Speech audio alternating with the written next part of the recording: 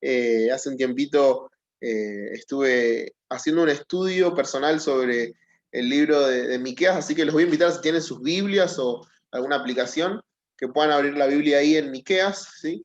Pero invitarlos a pensar y a pedirle a Dios cada uno en lo personal que les pueda hablar en lo que cada uno necesita, porque lo lindo de poder abrir la Biblia, lo lindo de poder estudiar su palabra, es entender de que la Biblia, si bien estaba dirigida o escrita a un grupo de personas específicos en un momento, ¿no?, de la historia, pero también es el eco de la voz de Dios que hace hoy impacto en nuestros corazones y en nuestras vidas, ¿no?, que nos va corrigiendo, que nos va acompañando, que nos va fortaleciendo, ¿no?, que nos va inspirando a vivir unas vidas diferentes en medio de un mundo oscuro, en tinieblas, ¿no?, que está quebrantado por el pecado. Así que con ese corazón te quiero animar y te quiero invitar a que puedas prestar atención a lo que quizás hoy Dios quiere hablarte, como me habló a mí y me está hablando a mí, ¿no?, en este tiempo. Así que si vamos al libro de Miqueas, quizás es un libro que está clasificado como un libro de los profetas, ¿no?, un libro profético. Y vos sabés que lo interesante de Miqueas es que es un libro que es contemporáneo a las profecías de Isaías, ¿sí? Y este libro está básicamente dirigido a las capitales, ¿sí?, de Israel y Judea, así que eran las naciones del norte y del sur. O sea que hay un mensaje impactante e importante que está dirigido a las masas más grandes de la población de Israel en esos tiempos, ¿sí? Ahora, entendiendo todo esto, ¿cuál era el mensaje? ¿Qué es lo que quería transmitir? ¿Qué era lo que Dios le pedía a Miqueas que él le transmita o comparta con su pueblo? Bueno, quizás puede sonar repetitivo, quizás lo vas a ver en muchos libros de los profetas, pero básicamente es un llamado de atención a las costumbres y las prácticas erróneas que hasta ese momento Israel estaba teniendo, ¿sí? ¿Qué pasaba? ¿Qué pasaba con el pueblo? ¿Qué pasaba en su contexto? ¿Sabes qué es lo que sucedía? Los líderes políticos estaban manipulando y utilizando, ¿sí?, a las personas de esos lugares para poder sacarle dinero, para poder sacarle beneficios, ¿no? Realmente los perseguían mucho con la religiosidad y sacaban beneficios de todas las personas, pero al mismo tiempo Miqueas tuvo que también someter a exhortación a los profetas contemporáneos a él dentro de esos contextos. ¿Por qué? Porque estos profetas prometían paz, prometían prosperidad, pero sin embargo estaban mintiendo, porque lo que Dios estaba queriendo declarar en ese momento al pueblo de Israel es que si seguían en desobediencia y rebeldía, ¿no?, iba a caer el juicio de Dios, que el juicio de Dios básicamente era ese exilio que ellos iban a tener que sufrir, iban a tener que salir de sus tierras, iban a tener que ser sometidos a otras naciones, naciones paganas, y que sabemos, ¿no?, a lo largo de la historia de Israel fue lo que terminó sucediendo con este pueblo, ¿sí? Entonces, cuando vamos viendo esto, yo te quiero invitar a que nos enfoquemos quizás en el capítulo 6, donde vamos a ver algunas palabras que Miqueas compartió con el pueblo de Israel, ¿sí? Lo interesante de este libro y quizás la dinámica en la que se va relacionando es que, por ejemplo, vos tenés a Miqueas quizás en el capítulo 1 exhortando al pueblo, confrontando al pueblo con su pecado, y directamente casi al final, o a mitad del capítulo 3, tenés a Miqueas dándoles un mensaje de esperanza. Y luego en el capítulo 4 vuelve otra vez el mensaje de exhortación y vuelve otra vez el mensaje de esperanza. Y es un mensaje que va todo el tiempo mechando entre la exhortación y el error de Israel y el mensaje de esperanza de Dios. Y a mí realmente lo que me gustó acerca de este libro es que, si bien está la mano dura de Dios por su pueblo, por los errores que venían cometiendo, es también reflexionar de que siempre Dios con su exhortación trae también su misericordia, ¿no? Él no ama nuestro pecado, pero se compadece y se mueve en su corazón por el estado en el que estamos, ¿sí?, por nuestras miserias. Y realmente es lindo poder resaltar y ver eso en Dios. Y en un punto importante, o en un punto, digamos, donde ya Israel, ¿no?, era como que no reaccionaba frente a los pecados que estaban llevando, la forma de vivir con la que estaban viviendo, la forma de vivir que tenían con respecto a las decisiones que tomaban, ¿no? Las mentiras con las que manipulaban a las personas y todo esto que yo te conté en el contexto. De repente el mensaje de Dios se torna, en vez de, no sé, yo me imagino, en vez de ser un padre con el cinto en la mano, ya a punto de sacarse con el hijo, no. De repente el mensaje de Dios vuelve a ese punto que te decía hoy, de misericordia, donde Dios les empieza a hablar con un tono diferente. Y fíjate cómo empieza el capítulo 6. Dice, oíd ahora lo que dice Jehová, levántate, contiende contra los montes y oigan los collados tu voz. Dice, oíd montes y fuertes cimientos de la tierra, el pleito de Jehová, porque Jehová tiene pleito con su pueblo y él altercará con Israel. Pueblo mío, ¿qué te he hecho o en qué te he molestado? Responde contra mí. Y esa postura en la que, sí, hay un conflicto entre Dios y su pueblo y Dios, pero de repente Dios se pone en la reflexiva con Israel. ¿Qué te hice? ¿Qué es lo que yo he hecho mal? ¿Sí?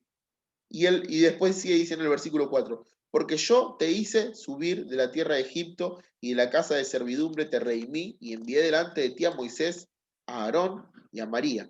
Pueblo mío, acuérdate ahora que aconsejo a Balac, rey de Moab, y qué le respondió Balaam, hijo de Beor, desde Sittim hasta Gilgal, para que conozcas la justicia de Jehová. ¿Con qué me presentaré ante Jehová y adoraré al Dios Altísimo? ¿Me presentaré ante él con holocausto, con becerro de un año? ¿Se agradará a Jehová de millares de carneros o de 10.000 arroyos de aceite? ¿Daré mi primogénito por mi rebelión, el fruto de mis entrañas, por el pecado de mi alma? Oh hombre, él te ha declarado lo que es bueno y que pide Jehová de ti, solamente hacer justicia y amar misericordia y humillarte ante tu Dios. Y realmente estas palabras, que creo que tendrían que ser con mucha más severidad, de repente encontramos un Dios tratando de reflexionar con su pueblo, ¿no? Y yo me pongo en ese lugar, ¿no? ¿Cuántas veces Emanuel fue desobediente con Dios? ¿Cuántas veces no pudo hacer lo que Dios le pedía, lo que Dios le venía diciendo con claridad, ¿no? Y en vez de encontrarme con un Dios, ¿no?, que tiene que venir con toda esa severidad, me encuentro con un Dios de misericordia, con un Dios que trata de reflexionar conmigo, ¿sí? Y hoy quizás abrir nuestros corazones a ver cómo es que Dios quiere reflexionar con nosotros frente a la manera en la que nosotros venimos viviendo nuestras vidas, ¿no? ¿Qué quiere Dios de nosotros? ¿Alguna vez te preguntaste eso? ¿Qué quiere Dios de mí? ¿Sí? ¿Qué quiere Dios de mí? Que sea un buen hijo, una buena hija, un buen padre, un buen esposo, una buena madre. ¿Qué quiere Dios de mí? Que pueda predicarle a las personas, que sea un misionero, que me dedique al ministerio, en la parte del liderazgo, que trabaje con jóvenes, que trabaje con niños, que pueda ser un testigo fiel en el barrio en el que estoy. ¿Qué quiere Dios de mí? ¿No? Y eso es lo que realmente Dios está tratando de aclarar a su pueblo. ¿Cuál era el verdadero propósito? A ver, Dios manda a sus profetas para que el pueblo de Israel realmente entienda cuál era su función como nación elegida, como pueblo escogido en este mundo. Pero realmente es triste ver la historia de Israel, ¿no?, en el Antiguo Testamento, porque llega un punto en el que ellos nunca pudieron comprender esa función, ¿sí? Esa función que Dios quería darle a Israel en ese tiempo. Pero así todos nosotros podemos leer estas profecías y estas cosas que Dios quería transmitirle a su nación, a su pueblo, para entender también cuál es el trato de Dios con la humanidad, cuál es el trato de Dios con cada persona, ¿sí? Y fíjate que en los versículos 3 al 5, Dios en primer lugar les hace un recordatorio, ¿sí? Dice, pueblo mío, ¿qué te he hecho o en qué te he molestado? Responde contra mí. Y ahí les empieza a recordar, porque yo te hice subir de la tierra de Egipto. Y Dios les empieza a recordar acerca de cómo Él los liberó con mano poderosa de la esclavitud, ¿sí? Si rebobinamos, ¿no?, en el tiempo, ¿sí?, llega ese momento donde Israel había llegado, ¿no? Ya ni siquiera todavía era Israel, pero estaban ahí como nación, y habían llegado a esos lugares donde necesitaban alimento, y estaba José, y quedaron viviendo en Egipto, y después estaban bajo la opresión, ¿no?, de todo el gobierno egipcio, y por Moisés, ¿no?, salieron al desierto. Y Dios fue el que los liberó de toda esa situación en la que se habían embrollado por un montón de cosas.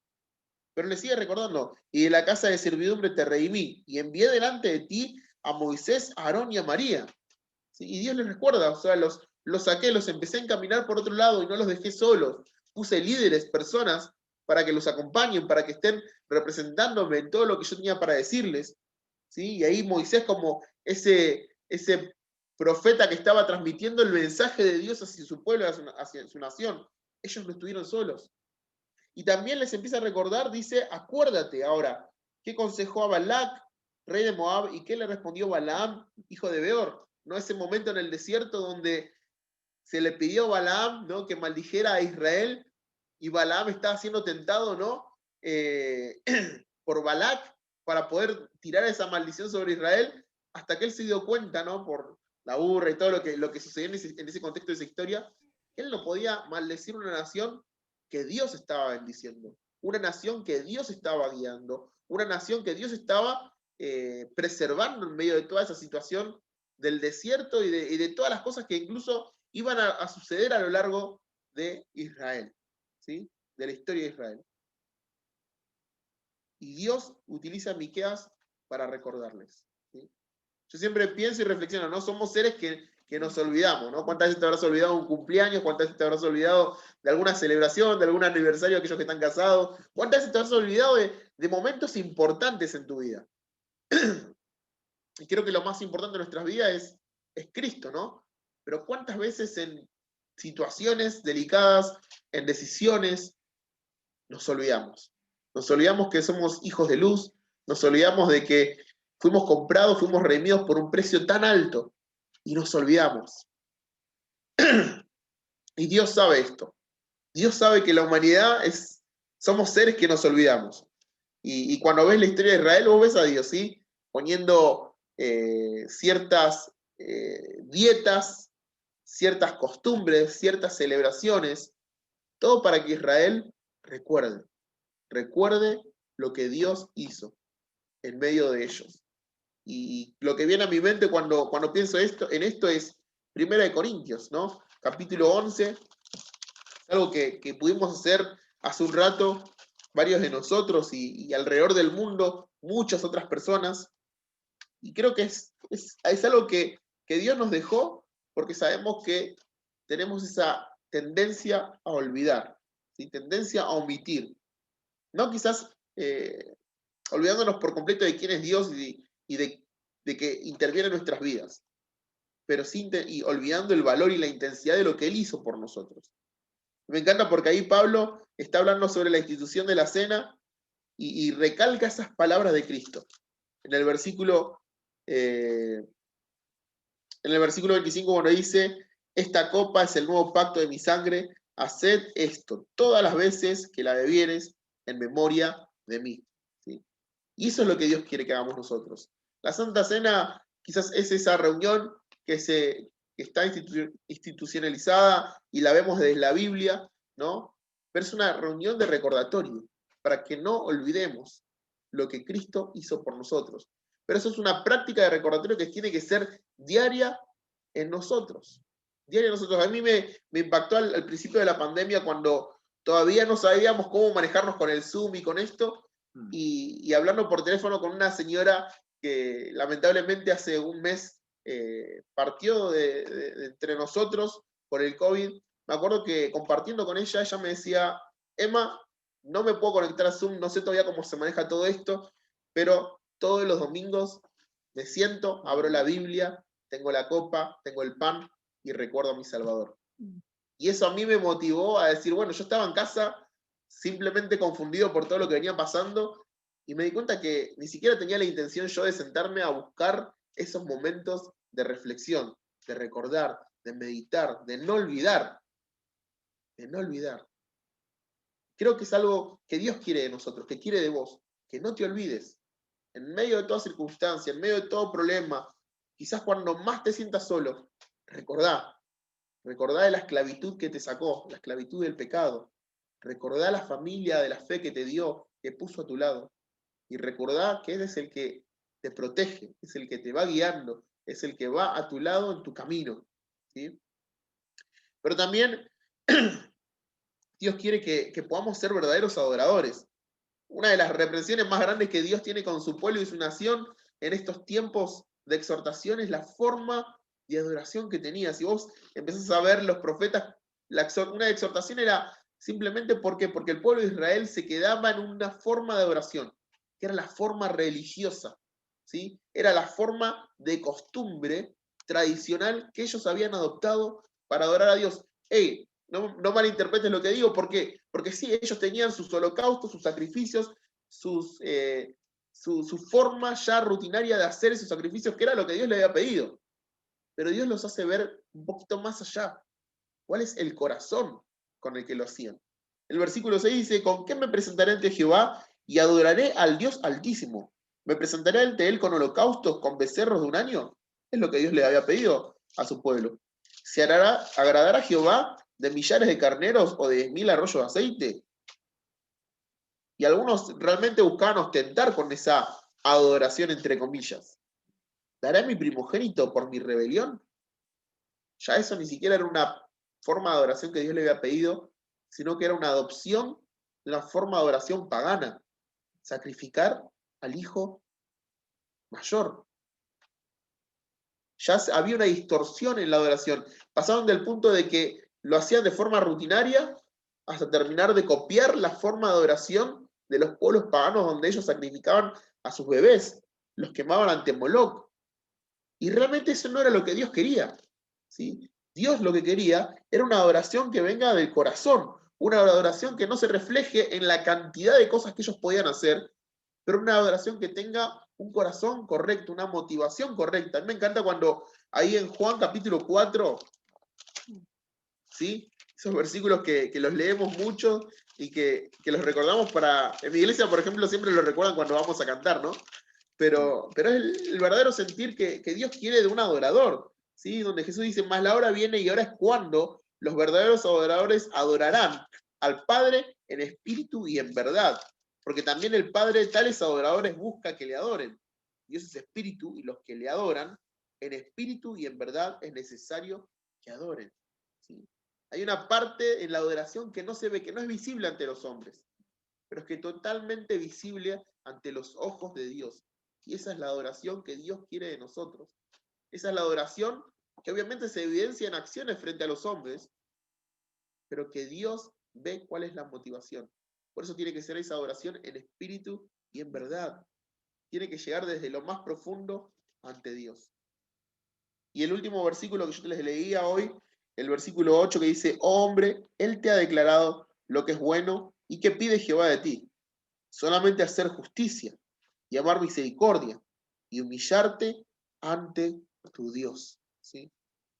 ¿Y qué es lo que quiere Dios de nosotros? Quiere que lo recordemos, quiere que tengamos siempre presente lo que Él hizo por nosotros. Quiere que lo adoremos en verdad, ¿sí? Que esa adoración se pueda manifestar para que todos los demás puedan ver esa adoración. Pero también quiere que podamos vivir en obediencia ante Dios.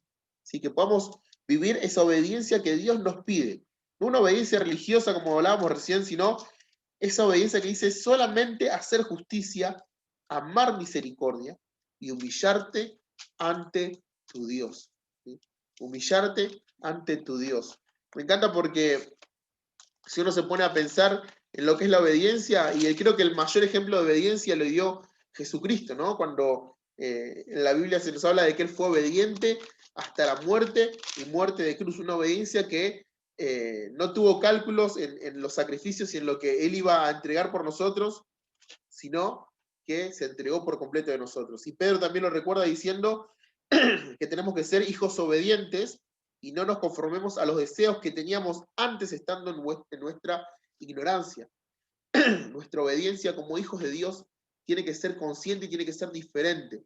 Tiene que ser entendiendo lo que Dios quiere. Me encantó lo que Gustavo compartió en la cena acerca de la ley. Entender que la ley es lo que realmente marca o demuestra nuestra muerte espiritual.